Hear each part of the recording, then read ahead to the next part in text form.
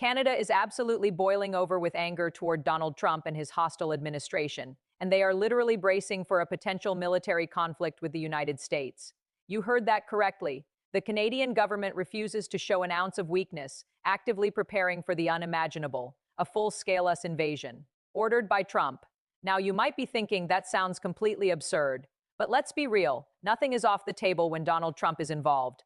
Just look at the last few days. Trump has repeatedly spouted rhetoric treating Canada like America's 51st state, even suggesting Prime Minister Carney should just be a US governor.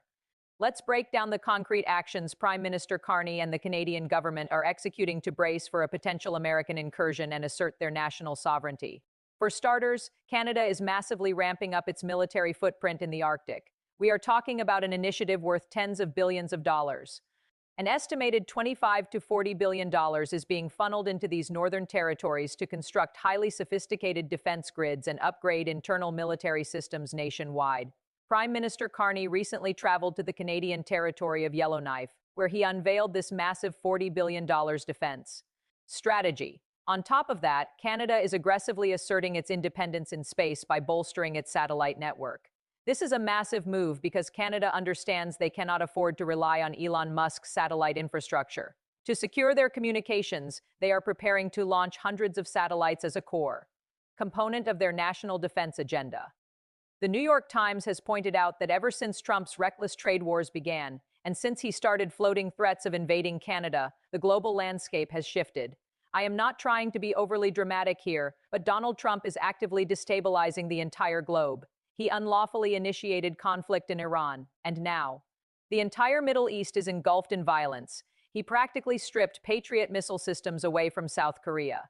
Meanwhile, Kim Jong-un is firing off massive missile tests in North Korea.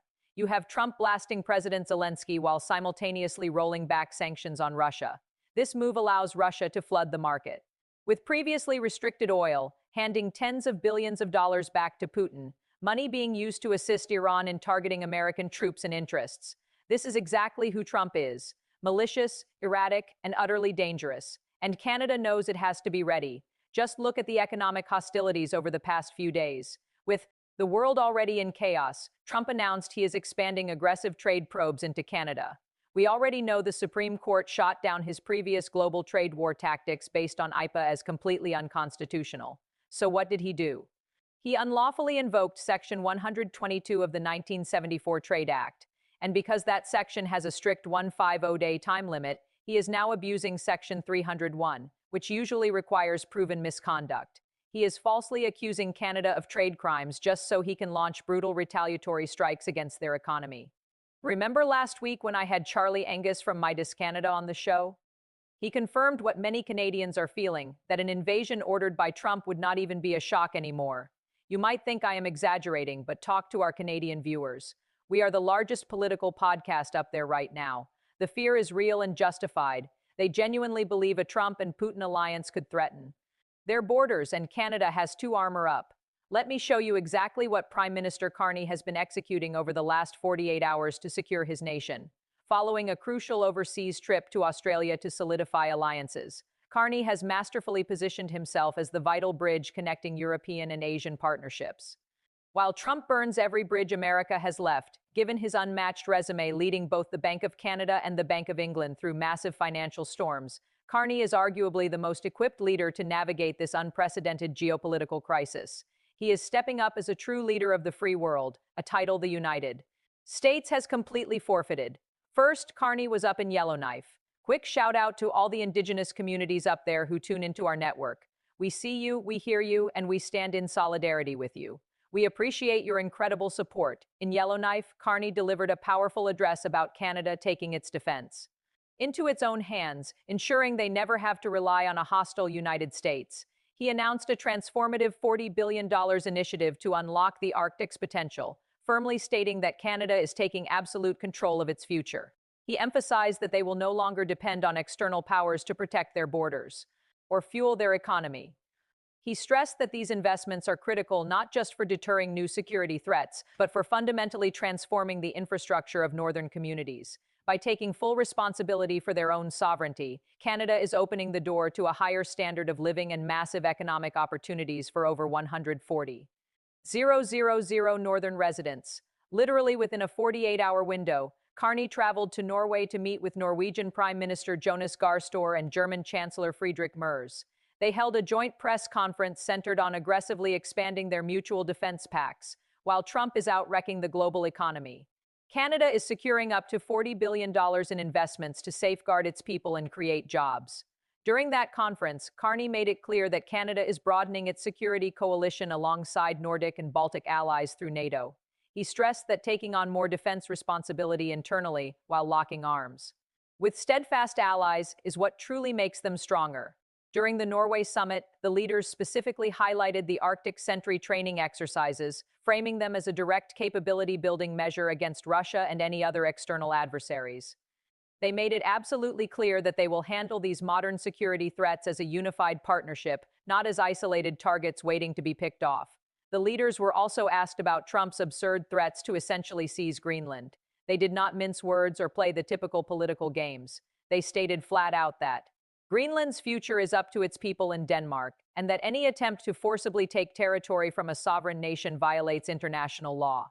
They made it clear that such rhetoric is completely unacceptable among allies and that they are collectively prepared to defend the Arctic against any external threats.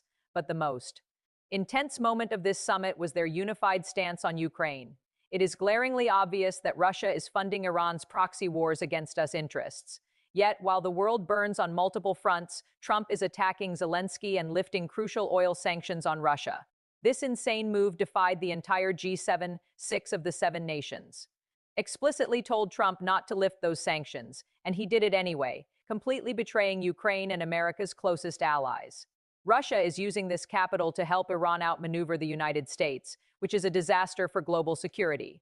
It is utterly pathetic that Trump cannot see the obvious alliance forming between Russia, China, North Korea, and Iran.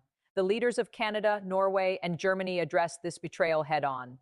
The Norwegian Prime Minister reiterated that as we enter the 5th year of Russia's full-scale aggression, we cannot let global distractions take the pressure off Putin. He stressed that Europe and Canada will remain the major providers of support to Ukraine and demanded that the energy chokehold on Russia be maintained until a durable peace is reached. The German Chancellor echoed these exact sentiments, expressing absolute shock that despite a G7 consensus to maintain the sanctions, the American government went rogue overnight. The German Chancellor went on to explain that putting more economic strain on Russia is the only viable path to forcing an end to this terrible conflict. The sudden pivot in Washington, taken literally overnight in D.C., completely undermined the collaborative effort of the free world. He made it perfectly clear that Europe completely rejects Trump's decision, recognizing that it directly benefits Moscow's war machine. Prime Minister Carney reinforced this, stating Canada's unwavering commitment to keeping sanctions strictly in place, including targeting the shadow fleets moving Russian oil. Carney closed out the segment by emphasizing the heavy costs the Ukrainian people are paying due to the unchecked alliance between Russia and Iran, and reaffirmed that the international coalition will continue to supply the necessary defense materials to hold the line. He praised the coalition of willing nations for stepping up to provide security guarantees, training, and material to Ukraine while Washington falters. There you have it, folks. Let me know your thoughts on this unprecedented situation in the comments. Please hit that subscribe button to help us reach 7 million subscribers. A massive thank you to all our Midas Maple viewers in Canada. It is always great to have you watching, and we stand with you. If you love this video and want to support independent media, consider becoming a paid member of our YouTube channel today to unlock exclusive content and custom emojis. You can even gift memberships to others. Let's keep growing together.